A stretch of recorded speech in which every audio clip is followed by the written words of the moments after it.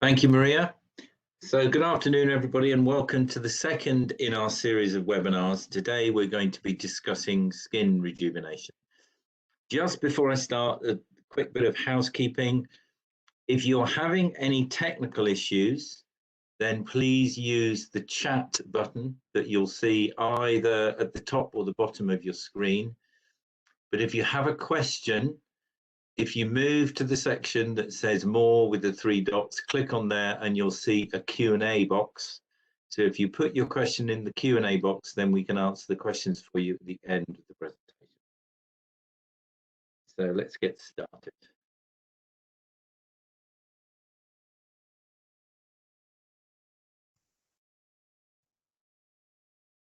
Apologies, my screen has frozen. There we are. So this afternoon, we're going to be looking at skin anatomy, then the definition of rejuvenation, looking at treatment options with some clinical outcomes, and then a summary at the end. So looking at the skin at a glance, it provides the body with overall protection, and it's the largest organ in the human body, and it literally covers you from head to toe. It constitutes anywhere from 8 to 20% of body mass, and it has a surface area which can be up to 1.8 square meters in an adult. Comprised of three major layers: the epidermis, the dermis, and the hypodermis. And each of these contain sublayers. So first of all, the epidermis, and this is made up generally of closely packed epithelial cells. The next level down is the dermis, and this is made of denser, more irregular connective tissue, and this is where you find blood vessels, hair follicles, sweat glands, and other structures. And then below the dermis, we get to the hypodermis, which is mainly composed of loose connective tissue and fatty tissue. So let's look into some of the skin functions. It creates a barrier, so it's there as protection, and this is a physical barrier that acts as a wall to protect the inside of the body against any mechanical, chemical, or microbial damage. And it also plays a role in preventing dehydration by retaining water within the cells. It provides immune protection. So if any bacteria or viruses pass through the outer layers of the skin, the immune system and the cells within that act to protect the body from these invaders. It regulates the temperature. So it helps to maintain a good body temperature by providing insulation. And then when the body becomes hot, it'll produce sweat, which cools down the body. Also, we have UV radiation protection. So the melanin within the epidermis acts like a sunscreen to protect the skin and the body from the ultraviolet radiation from the sun. Contains cells called sensory cells, and these are used for detecting the environment through touch. These cells can also sense heat or cold and alert the body to any pain. From storage point of view, the skin stores the fat that the body can then use for energy. And finally, it synthesizes vitamin C, and it's the only organ in the body where this vitamin C can be synthesized. And this is actually, I think, quite relevant in today's world. There are studies now showing that good levels of vitamin D within the body help to fight off coronavirus. The studies are still fairly early in their stage, but it seems to have a positive effect on coronavirus. So the epidermis. So the structure of the epidermis, it's composed of keratinized, stratified squamous epithelium, and it's made up of either 4 or 5 layers, and this is depending on where the skin is on the body. There's no blood supply within the epidermis, so it's avascular. And the basic 4 layers of cells referred to in what we call thin skin. And if we're going from the deep structures to the superficial, these layers are the stratum basal, then the spinosum, then the granulosum, and then finally the stratum corneum. As I said, most skin is actually classified as thin, and the thick skin is found only on the palms of the hands and the soles of the feet. And this 5th layer is called the stratum lucidum, and it's located between the stratum corneum and the granulosum. And it's there to thicken up the skin and make the skin a bit tougher, obviously, on hands and on feet. The cells within the epidermis, we have the keratinocytes, and these are squamous epithelial cells, and they originate from the basal stem cells, and then they migrate up through the different layers of the epidermis. And eventually, when they reach the stratum corneum, they're now dead cells, and they either shed or they just flake away. Melanocytes, obviously very important. One, they give color to the skin, and also they protect it from this ultraviolet radiation I discussed just now. Langerhans cells, these help with antigen presenting cells, so they help to fight off infection. And the Merkel cells, these are mechanical receptors, then they help to facilitate this sensory perception, so they help with the sense of touch in particular. Next layer down is the dermis. The dermis is made of 2 layers. Both of them are connective tissue, and they compose of interconnected mesh of elastin and collagen fibers. And these fibers are produced by the fibroblasts. The dermis also contains blood and lymph vessels, nerves, and other structures, things like hair follicles and sweat glands. So, although the dermis is composed mainly of protein fibers, there are three main cell types that travel through the dermis. Fibroblasts, these cells are the ones that produce proteins which are important for wound healing and scarring. And we'll discuss that more as we go through the presentation. Then we have mast cells, and these help with the immune system, and they help with things like allergies. And finally, the fat cells, and these are there to protect the dermis by cushioning it. So they act as the shock absorber, in essence.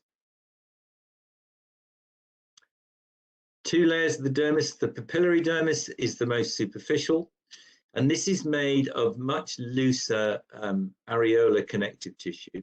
It has collagen and elastin, but they're in a much looser mesh than they are down in the reticular dermis. And the papillary dermis projects itself into the stratum basal layer of the epidermis, and it looks like fingers. It looks like a curve within the border between the epidermis and the papillary dermis. And within this layer, there are fibroblasts, very small number of fat cells, but also a lot of small blood vessels. So this is where we start to see the broken vessels in telangiectasia, etc. There's also lymphatic capillaries, there are some nerve fibers, and also touch receptors. And these are called the Meissner corpuscles. The reticular dermis is the next level down. Again, this is composed of connective tissue, but it's much denser than it is in the papillary dermis. And this layer appears much more like a net. It's reticulated, which is why we call it the reticular dermis. And this is due to this much tighter network or mesh of fibers within it. This layer is also well vascularized. It has rich sensory and a sympathetic nerve supply. And this is where we also find a higher number of elastin fibers, which help, as the name would suggest, with the elasticity of the skin, enabling it to move and stretch, and also a much larger number of collagen fibers, which is giving the skin its structure and its tensile. And the collagen fibers extend into the papillary layer and also down into the hypodermis. So part of this structure within the dermis is something that's called the extracellular matrix, or the ECM.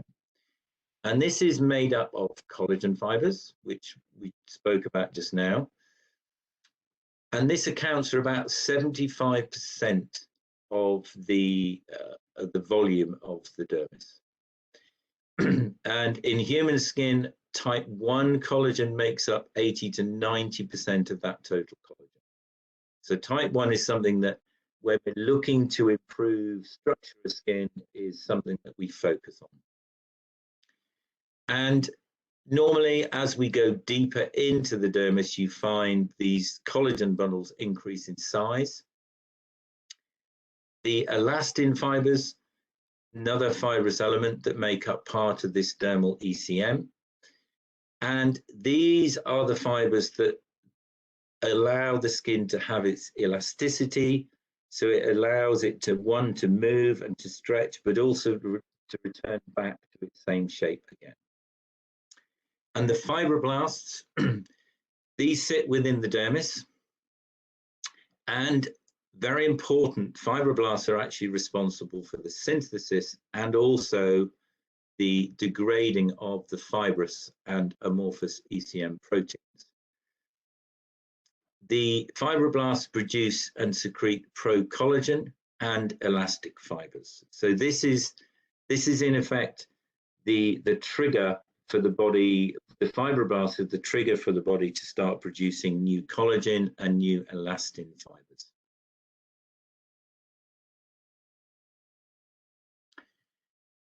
So I think we all know, as we get older, our skin begins to sag. And there are 3 elements that cause these changes in the appearance and the texture of the skin. Our bodies stop producing elastin and collagen from our early 20s. And from then onwards, the levels of collagen decrease by around about 1% per year. In addition, hyaluronic acid also starts to diminish from both the dermis and the subcutaneous layers. So as the hyaluronic acid starts to diminish, we start to get less volume within the skin, and the skin becomes drier. And then combination of these 3 leads to sagging skin, facial wrinkles, etc.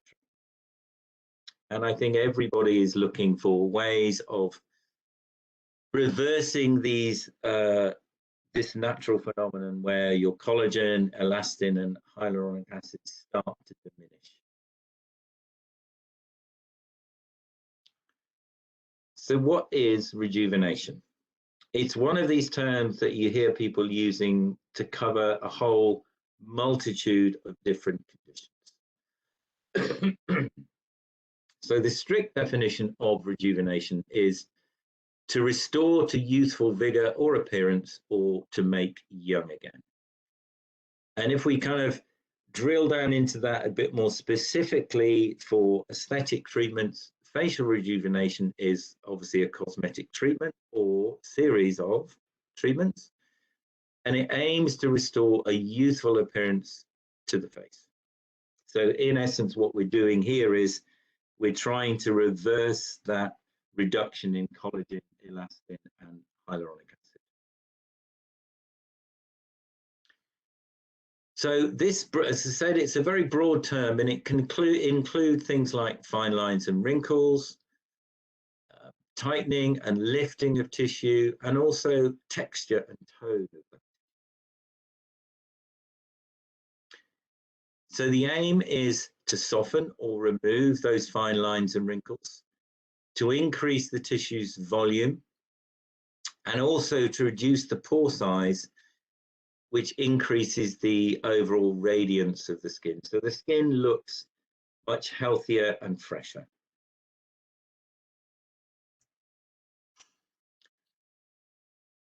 So how does rejuvenation work? Basically, what we're doing when we're using any light-based treatments or any lasers, the target, the chromophore that the laser is looking for is water. And as this energy, this laser energy is absorbed by the water, it produces heat. And this thermal injury can cause collagen to be stimulated, and also we get some contraction of that collagen immediately, so we get some initial tightening. But the important thing that happens really is these inflammatory cytokines that result from this thermal injury signal wound healing mechanisms. And one of the critical parts of that wound healing mechanism is the fibroblasts. So as the fibroblasts become more active, they start to stimulate the production of this new collagen and elastin. Looking at the absorption curve for water, you'll see we have a number of different peaks here. So it means that we can use a number of different wavelengths of lasers in order to produce this thermal injury and therefore stimulate our collagen, elastin, etc.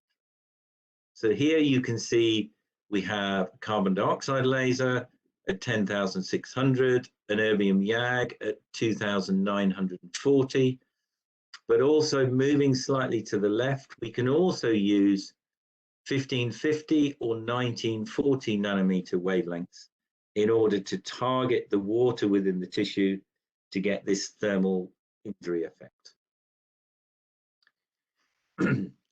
We can rejuvenate the skin, or we can produce skin resurfacing in a number of different ways. We can either use an ablative or a non-ablative laser. So ablative, we would either be looking at a CO2 laser at 10,600 or an erbium YAG at 2,940 nanometers. On the non-ablative side, we're looking at a 1550 nanometer, a 1940, or even a 1064 ND YAG. And the other way we can resurface or rejuvenate the skin is to use microneedling, so radio frequency microneedling. And in our situation, we're using a long pulse, so this means that we're using anywhere between 3 and 4 seconds of energy in order to target the water within the cells, heat them up, and produce coagulation. If we look at the various different techniques, we can go for completely ablative resurfacing. And here we're ablating the whole of the area we're treating. This we do with either a CO2 laser or an erbium YAG. And depending on the energy we're using will determine the depth of penetration that we get, anywhere from 10 to 200 microns of ablation. The next option would be superficial fractional ablation. Here we're using either a CO2 in low energy or an erbium YAG, and we're only going to maybe 70 microns with this. Non-ablative, here we can use a Frax 1550 nanometer. So we're not actually ablating the tissue, we're coagulating it. And because we don't get quite the same level of absorption into water, this laser actually penetrates deeper into the tissue. And the final option would be fractional CO2. And here we can go deep into the tissue again, causing these little microchannels of ablation. So if we look at the tissue interaction, if we're looking at an ablative laser, the reason it's ablative is because we're heating the water within the cells up to 100 degrees centigrade. So we get ablation in the center where the laser beam is, this vaporization. We then get a layer of coagulation, and then we get another layer of hypothermia or heated up tissue. And all of these layers will stimulate this wound healing process, which is then producing new collagen and elastin. If we look at non-ablative, the main difference here is it's the heat. So we're not heating up the tissue to 100 degrees, we're heating it up to approximately 65 degrees. And if we heat to 65 degrees, it means that we coagulate that tissue. And in a similar way to the CO2 laser, we get these bands of diminishing heat as it radiates out from that central point of coagulation. And this whole zone that you can see here, each one of these is stimulating that collagen regeneration because of the thermal injury that we're causing the tissue. The third option is using radiofrequency microneedling. The big difference here is that we're not heating all the different layers of the tissue. We're being much more specific in the area that we're heating. So these needles have insulation on them. So rather than heating from the surface of the epidermis down into the dermis itself, we only get the heat at maybe, depending on which one of these two needles we're using, between 1 and 2 millimeters, or we can go as deep as nearly 6 millimeters, which means that we're then down into the fat layer, subcutaneous fat. And here we're heating tissue to 67 degrees, very precisely to 67 degrees. So the different treatment options that we have available. First of all, the core, which is our CO2 system. And I think it's important just to very quickly look at the specification of the core. There are lots of different carbon dioxide CO2 lasers out there on the market. And it depends on the waveform that those CO2 lasers are using will determine the efficiency and the effectiveness of the result that you're going to get from it. So here we have, depending on the treatment mode we're using, we're anywhere between 40 and 60 watts of peak power. We have two spot sizes, a 150 micron and a 120 micron.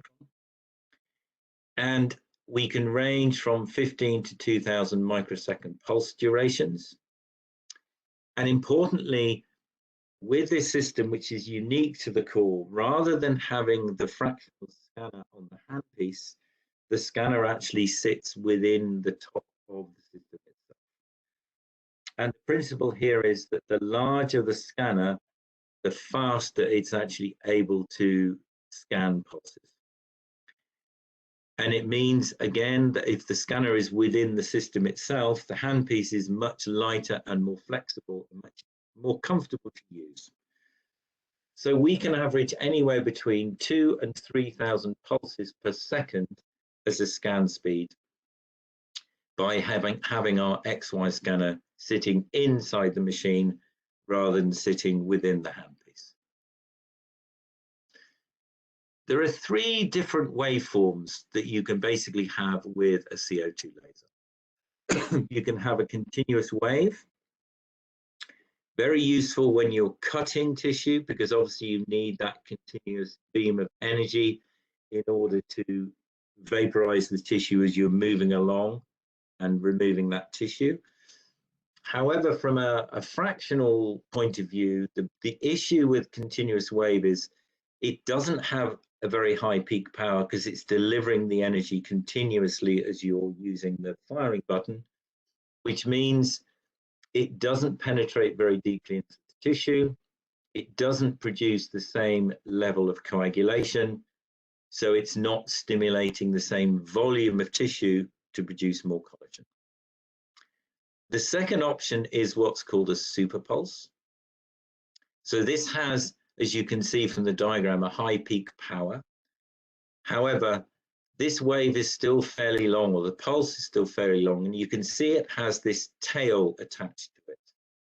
So it heats up very quickly, and then as the pulse is then diffusing, you will see the heat drops, but we still have this tail that is producing heat.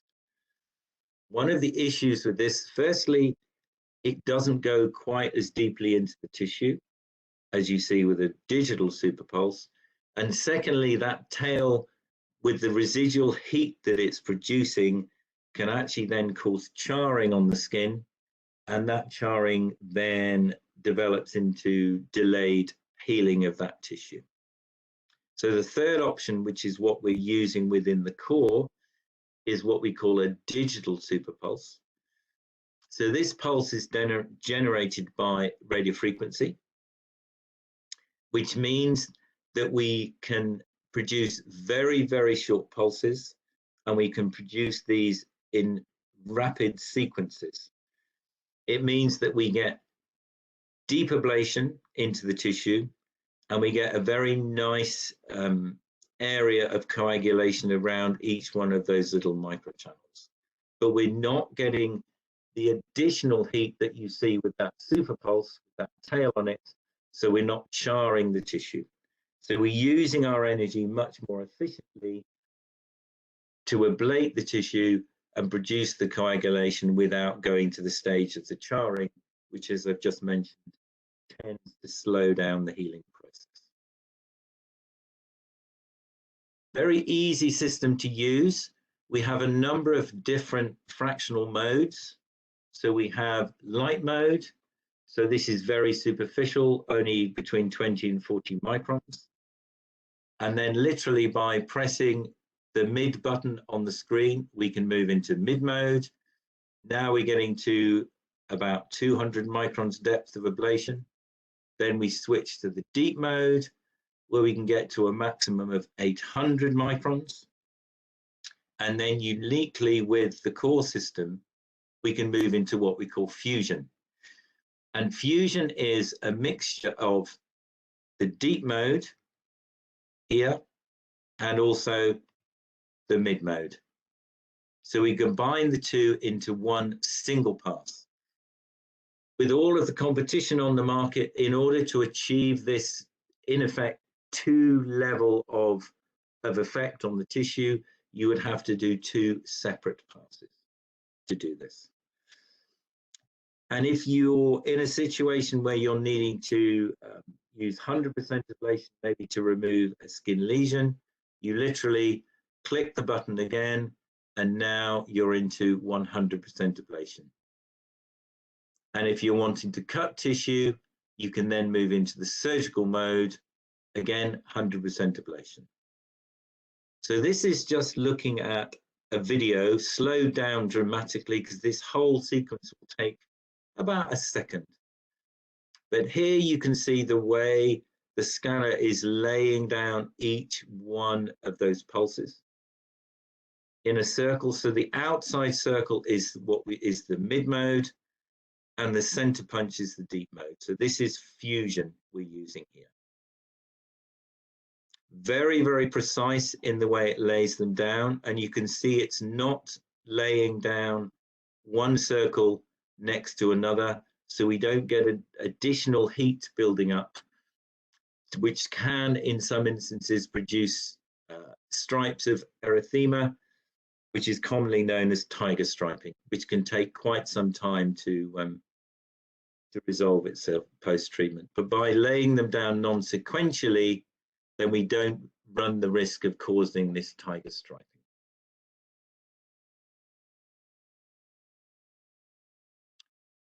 Here we're looking at the actual treatment. So you can see the scan is very, very fast, and we're getting nice frosting of the skin, but we're not seeing any charring because of the fact we're using this digital super pulse rather than the DC pulse. So this means that we get very nice even coverage, and it improves the healing time as well. Excuse me. Looking at a few results, here is for acne scars. In general, depending on what it is you're treating, if you're going to be treating acne scars, in most instances, you will need to do a number of treatments, maybe 2 or possibly 3 in this case. And you space these out. I would probably wait at least 2, if not 3 months between each one of these treatments, because you need to allow the healing time to take effect. Here we have some deeper lines and wrinkles, and this patient has had 2 treatments, and they've spaced the treatments out at 2-month intervals. And these were deep mode, just literally in the area of the deep lines and wrinkles on the top lip, and also in the jowl area. And you can see very, very nice improvement in softening of those lines and wrinkles. And we've also got some tightening of the tissue. Here, we're mainly looking at targeting the wrinkles and particularly the pigmentation. And this was 7 days post-treatment.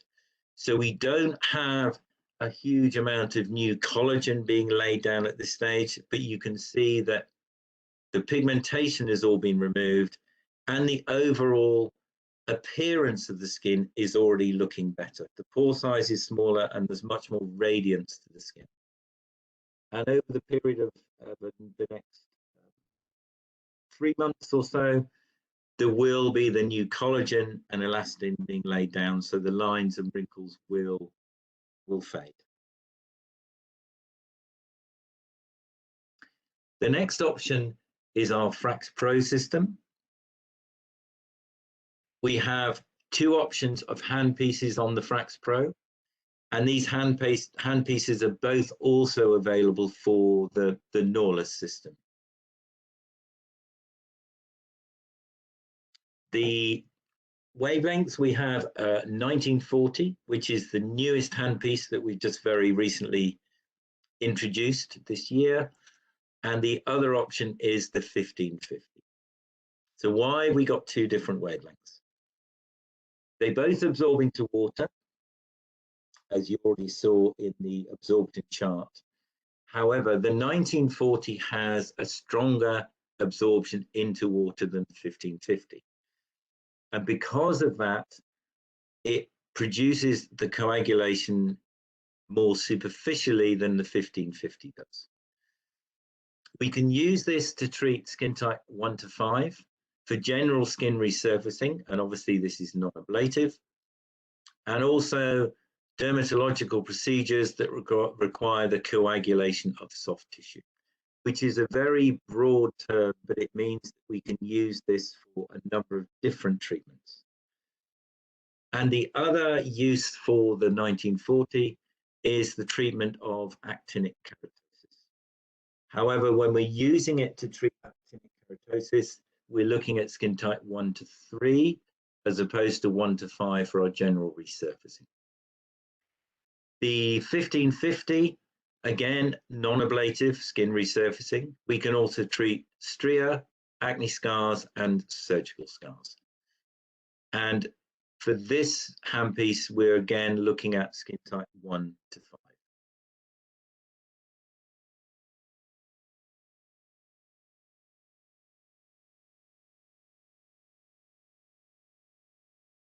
There we are, sorry.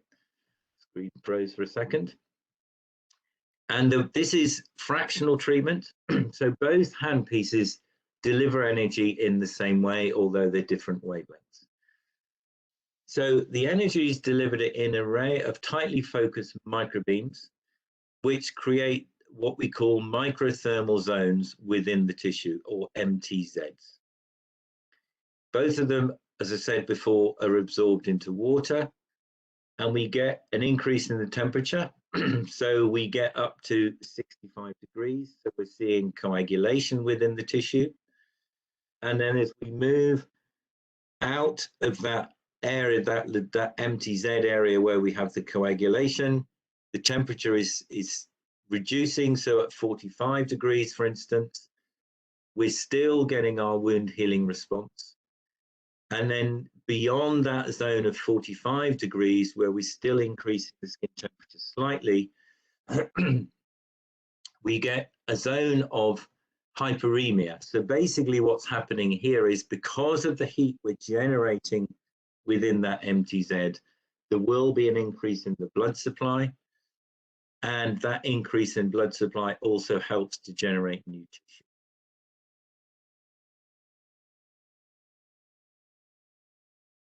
And this basically is saying the same thing. And as you can see from the handpieces, we've color coded them. So the 1940 is a purple color and the 1550 is a blue color. This is looking at the histology. So you can see with the 1550, we're going to about 800 microns of depth of coagulation, whereas with the 1440, we're more superficial. Sorry, with 1940, more superficial. So we're getting to about 200 microns.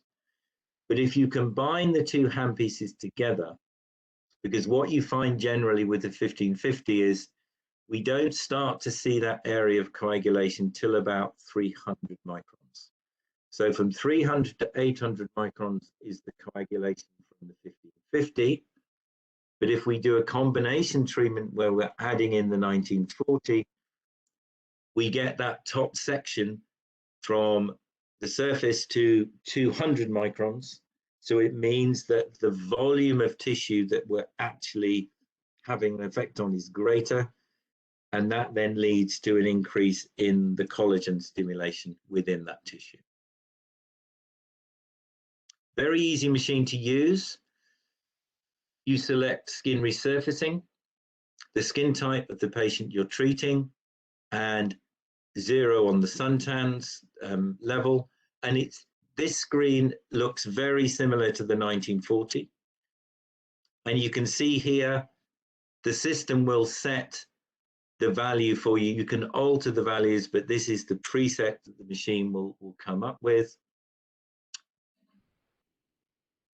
Excuse me. There we go. And it's showing you here the width of the scan at 10 millimeters, the direction that you hold the handpiece. You can also use air cooling, which in this instance has been turned off. And there's also a little treatment light to show you the area that you're actually treating. So very, very clear guidance on the screen of the system itself. And the screen looks the same whether you're using the Nautilus or the Frax Pro system. The screen is very similar.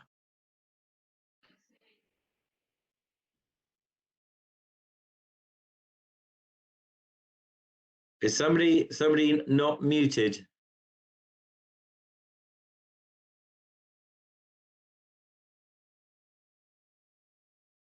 Excuse me. So here we can see the different scan widths we have. So we can have a 12 millimeter, a 10, an 8, a 6, or a 4 millimeter. And you adjust that scan width on the screen as you saw in the previous slide. There's no need to change the tips. With some of the competitor systems, they will allow you maybe to go from 12 millimeters to 8 millimeters with one tip. And if you want to go 6 and 4, you have to change the tip. But here, you change it on the screen. But one thing to note here is, as we move from 12 to 10 right down to 4 millimeters, you can see that these MTZs are closer together when we get to 4 millimeters than they are, for instance, at 12. So the fractional coverage increases as we decrease the size of the scan.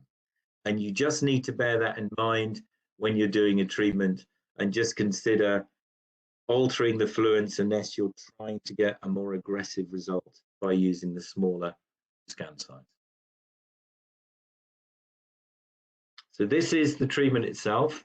The handpiece needs to be held at 90 degrees to the skin, and it will only deliver the energy when that roller is actually moving. And if you move the scan, if you move the handpiece, sorry, the video is not working properly.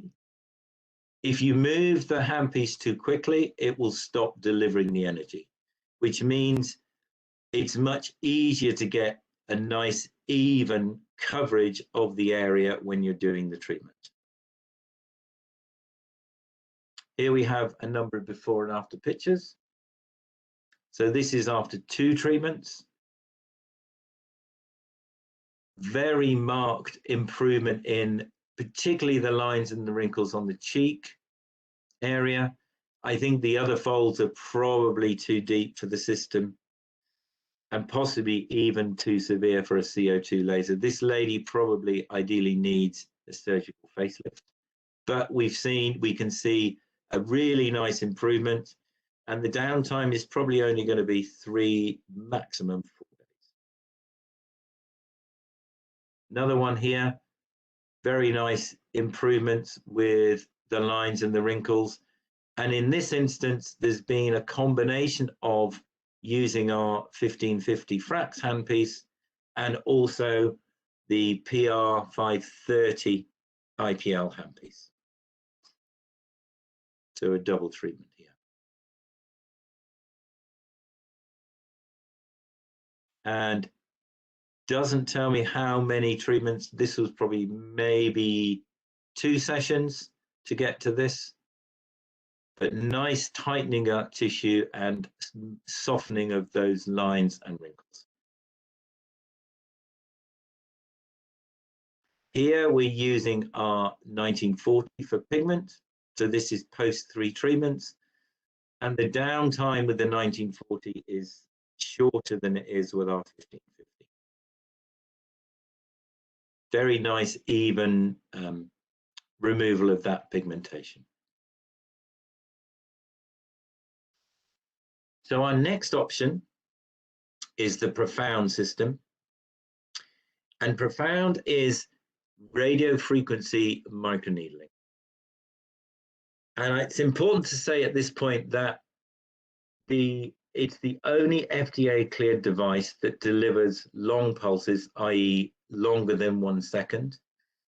It's bipolar radio frequency, so the energy is only passing between each pair of needles. So we don't need to attach a return electrode or a return plate to the patient. And we know, and the beauty with the, excuse me, using bipolar radio frequency is we're concentrating the energy between those 2 needles or electrodes. We know exactly how much energy we're delivering, and we know exactly where we are delivering that energy. This has a major effect on the overall results. And in our clinical studies, we have proven that we're creating elastin, collagen, and hyaluronic acid when we do these treatments. We have 8 peer-reviewed clinical studies, and we've seen in all of the clinical studies that every single patient has seen some improvement. Some of the patients will have seen more improvement and some not such great improvement, but everybody can see an improvement after the treatment. And there are very few, if any, aesthetic treatments that you will get 100% results with every single patient. We also, within this handpiece, we're measuring the resistance or the impedance of the tissue 10 times a second. And by measuring that resistance in the tissue, the system is altering the amount of energy it's delivering so we can maintain the temperature that we're dialing into the system. And in general, with this machine, we're using 67 degrees, and we're maintaining that temperature for between 3 and 4 seconds, depending on the structure we're treating and the thickness of the skin that we're actually treating. We can treat the dermis, or we can treat down into the subcutaneous fat. And we do this with 2 different handpieces and by altering the angle that those needles penetrate into the tissue. So you can see with the dermal cartridge, we get to a depth of 2 millimeters, But when we alter that angle to 75 degrees in the sub-Q cartridge, we're now down at about 6 millimeters. And it's only the tip of the needle that's not insulated. So we know exactly where we're delivering the energy. The system's measuring the temperature, because it has a temperature probe sitting within that really small needle. So we're very accurately measuring our temperature and delivering that temperature over either the 3 or the 4 seconds that the operator has decided they want to use. So it gives a very, very uniform delivery of that heat, which is basically what this slide is saying. So it means that we get a very large volume of partially denatured collagen within the tissue. If we increase the temperature too much, then we will start to completely destroy rather than partially denature that collagen, which means the body then has to produce a lot more collagen in order to improve the situation.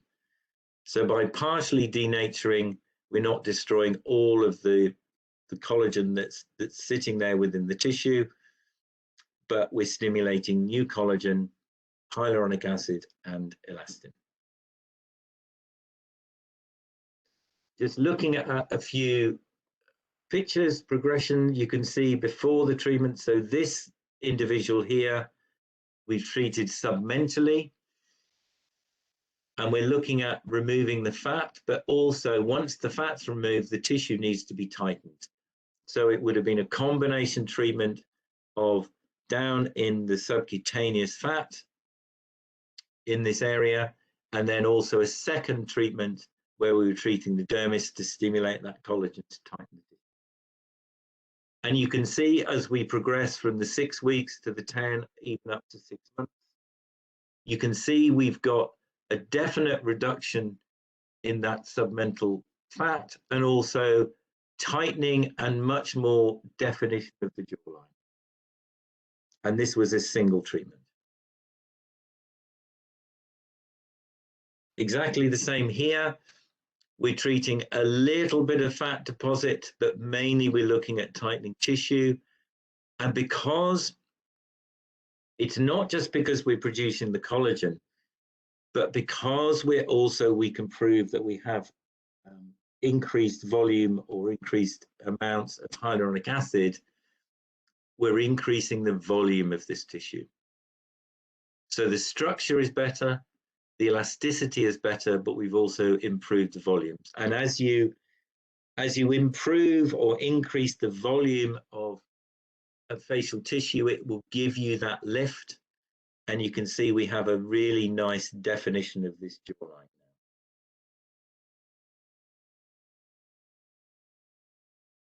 now. And similarly here, and this is up at 6 months post-treatment. So it's tightened up that submental area, and you can now see some definition of the jawline.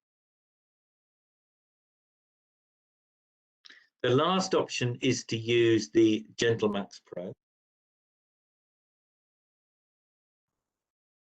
And what we're doing here is we're using our standard 1064 ND YAG handpiece, and anywhere between an 8mm and a 12mm spot size. I generally will use the 12mm because it means that I can cover the area more quickly. And the major difference here is normally when you're using the ND YAG handpiece, you're using it either for hair reduction in darker skin, or you're using it in its vascular mode. And in both those situations, you're using reasonably high fluencies and millisecond pulses. Here we're using sub-millisecond pulses with very high repetition rates, but the fluence we're delivering is quite low. And we also hold the handpiece slightly away from the skin, so we defocus that beam. And the aim here is to, rather than to destroy any tissue, we're gently heating up the water within the skin by using multiple passes till we get to a temperature of around about 42 or 43 degrees on the surface of the skin. And a nice thing about the Nd:YAG is we can use this on all skin types. So these are the settings that we use for what we call the painting technique. So as you can see, anywhere between 8 and 12 millimeter spot size, sub-millisecond anywhere between about 0.4 and 0.5 milliseconds, 8 to 12 joules. We don't use any cooling because we're actually trying to heat up the epidermis and the dermis, and anywhere between 5 and 7 hertz as a repetition rate. And then rapidly or constantly moving that handpiece over the area multiple times to build that heat up to anywhere from 40 to 43 degrees on the surface. And it's working in a very similar way to all of the other systems that I've just been through. So that thermal injury is causing some contraction of the collagen. And then we get this inflammatory response with the cytokines, which results in this signal of wound healing. And this is where we get activation of the fibroblasts, which in turn then stimulate the creation of new type 1 collagen.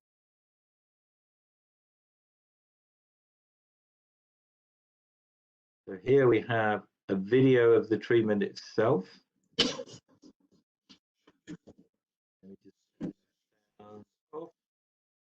Yeah. So we have a couple of before and after pictures first. So we can treat off face as well with this system. There are 3 techniques, but I like the painting technique. I think you have much more control of the surface temperature of the skin. And you can see we're using microsecond pulses, about 12 joules and 7 hertz. And then in effect, we paint over the area, make sure we've turned off the DCD. And then we just paint over each area till we get to our required temperature. Then we move to the next area, build the heat up to 40 to 43 degrees, and we use an infrared thermometer to check the skin temperature. And then when each one of those sections has been heated up, we can then go over the whole area and try and maintain that temperature for a good 3 or 4 minutes. If you can get 5 minutes, it's even better.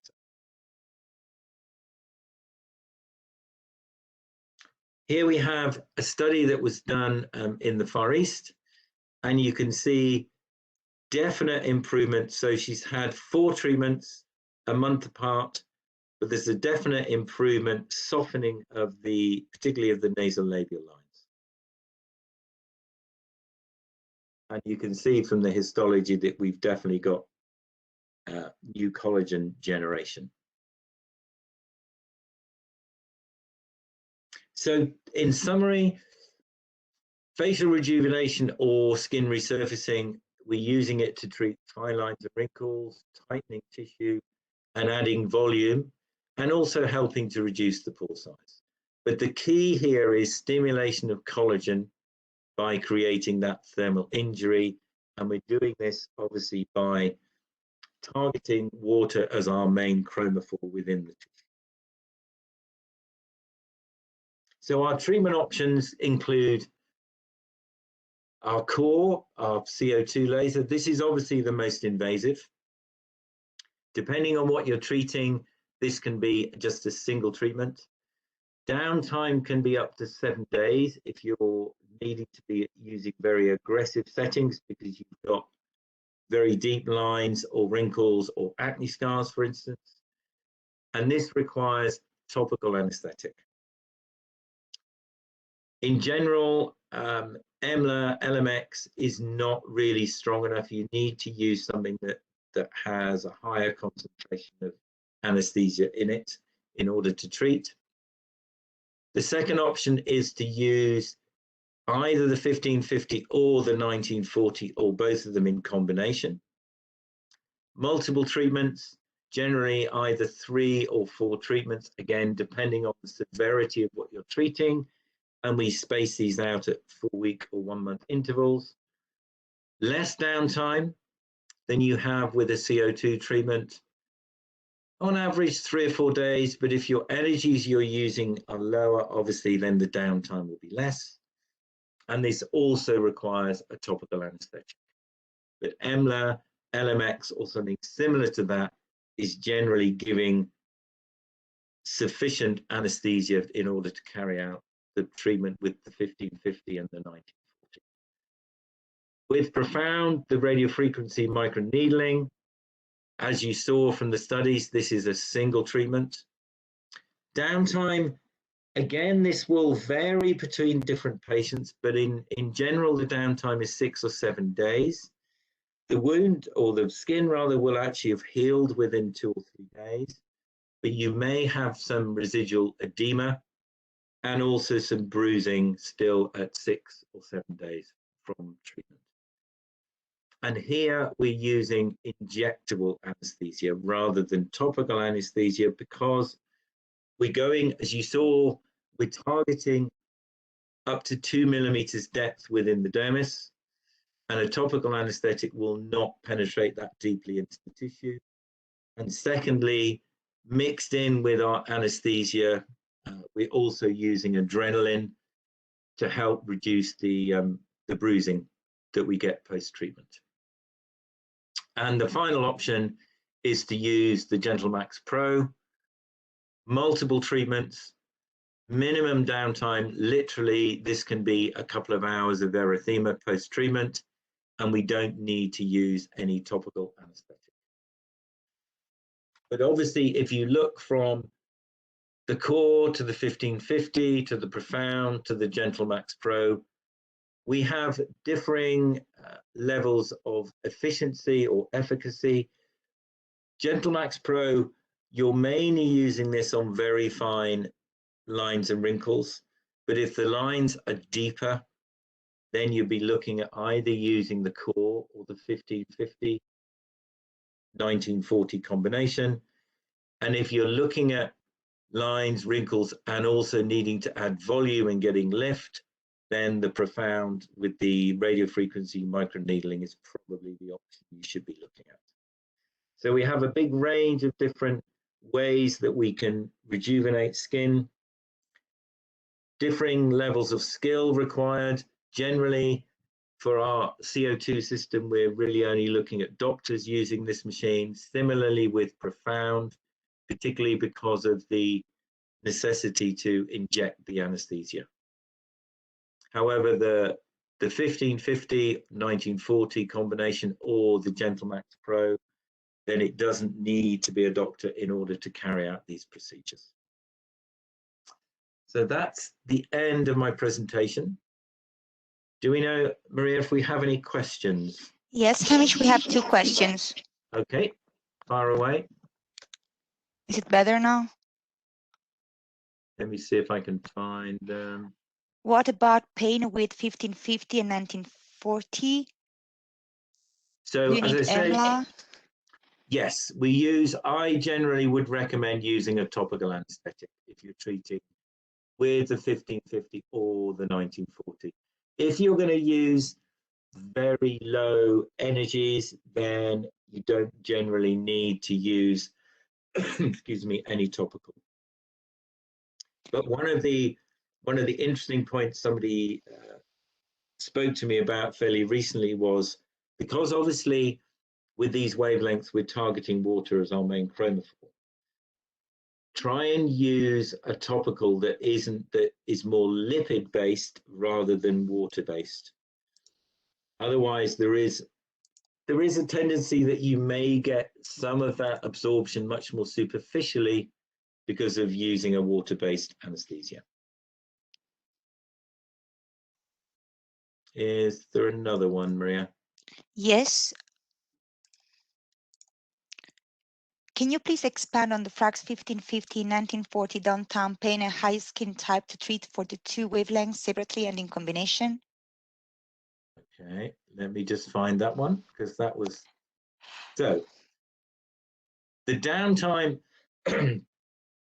again, depending on the energy settings you're using, is normally maximum 3 and very, very rarely 4 days. So very, very short downtime. Skin type, if you're looking at coagulation of tissue, we can treat skin type 1 to 5 with both the 1940 and the 1550. But if you're focusing in on actinic keratosis with the 1940, then we're using that for skin type 1 to 3.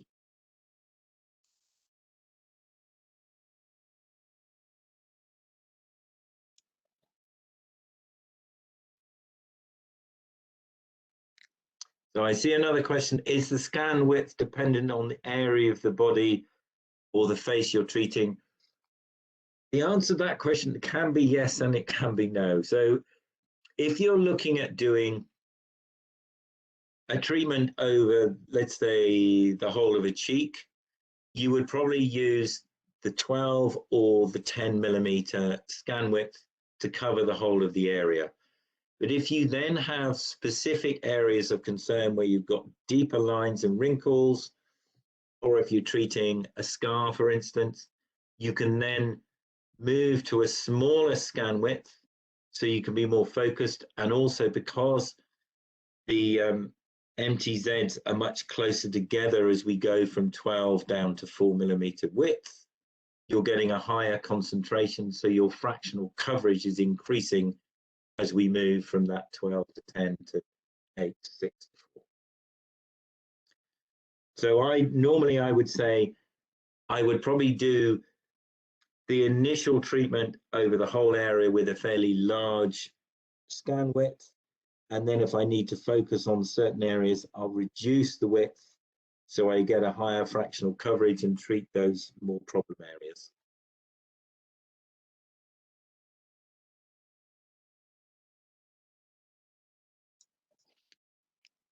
And yes, you can. I see there's a question about using the 1550 and the 1940 in the same session.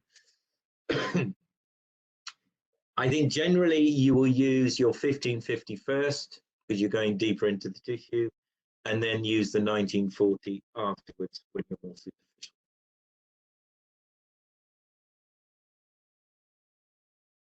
Have I missed any questions, Maria? No, I see there were some messages in the chat and the answer. They were not for questions, so I think we answered all. Okay, well, thank you everybody for your attention. And I believe we will be sending the presentation out at a later stage. Is that right, Maria? Yes, correct. By next week, they will receive the presentation, the recording. And if you do have any other questions in the meantime, then please let me know. Thank you, Hamish. Thank you, everyone. This is the end of the webinar.